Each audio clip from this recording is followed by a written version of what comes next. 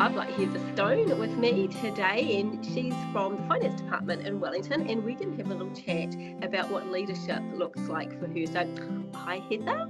Hi. Thanks for joining me. As I said, you're in the Finance Department in Wellington, but first, could you just tell us a little bit more about your job and what leadership looks like for you? And I'm also interested to know about the journey that has got you to the place that you're in now. Sure.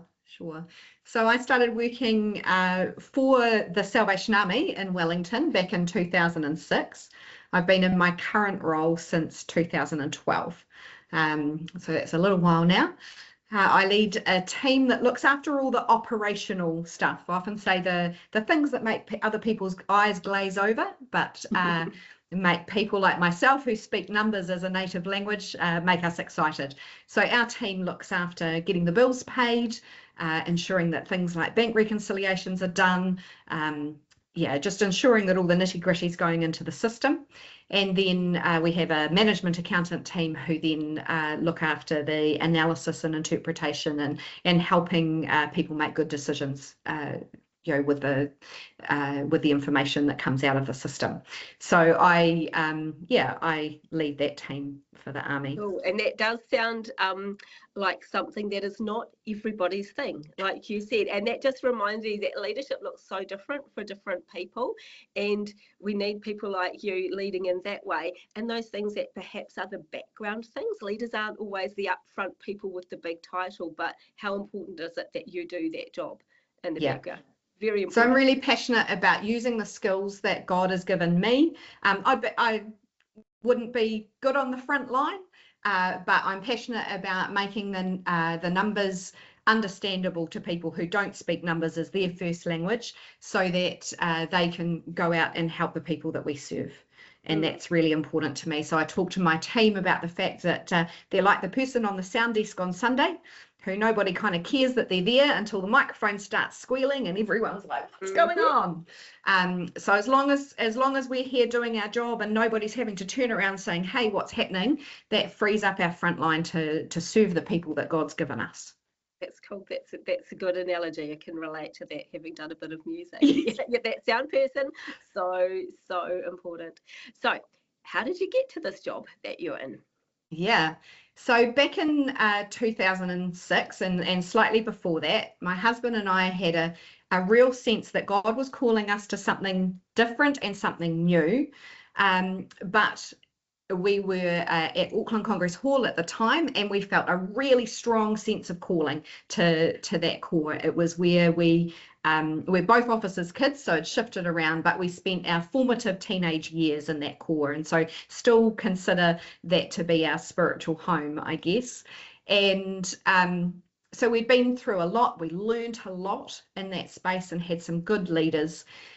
And over a period of about 18 months, 2 years, we knew God was saying to us, there's something coming, there's something on the other side, but I need you to be faithful and just wait.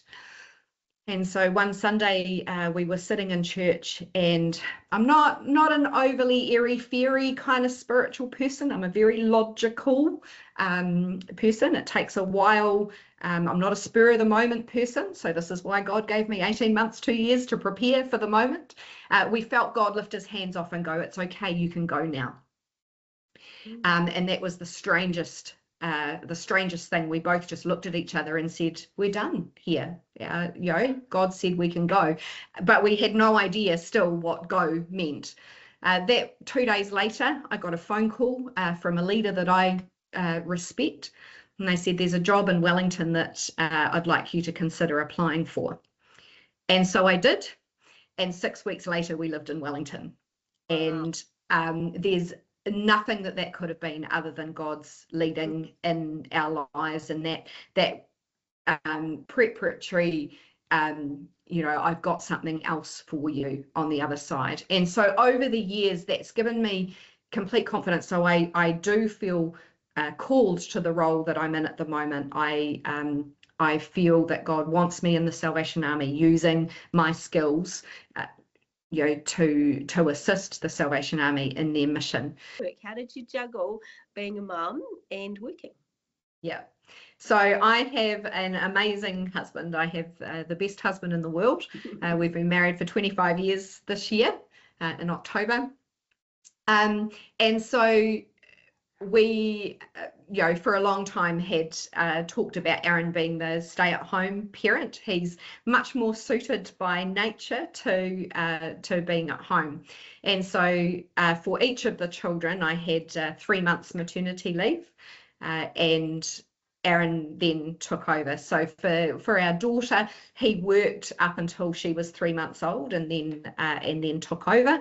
And then for our son, who was born in the November, it was amazing. It felt like we had a fabulous summer holiday together. And then I went back to work in the February.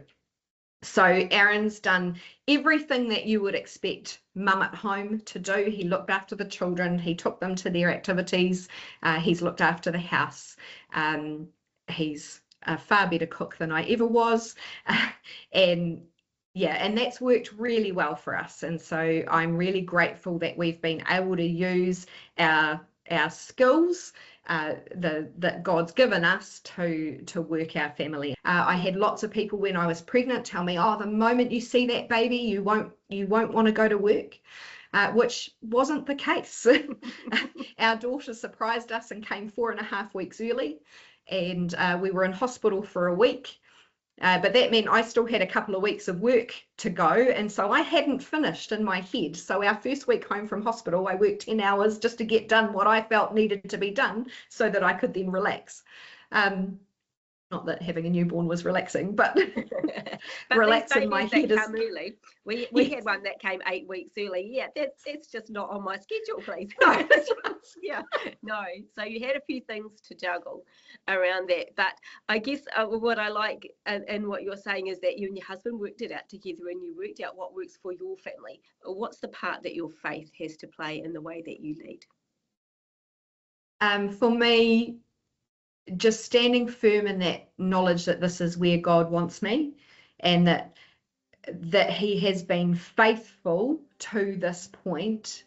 And so when I look back on my life, I can look at those times that I've gone, well, I'm not sure about this, what's going on, and he's always come through.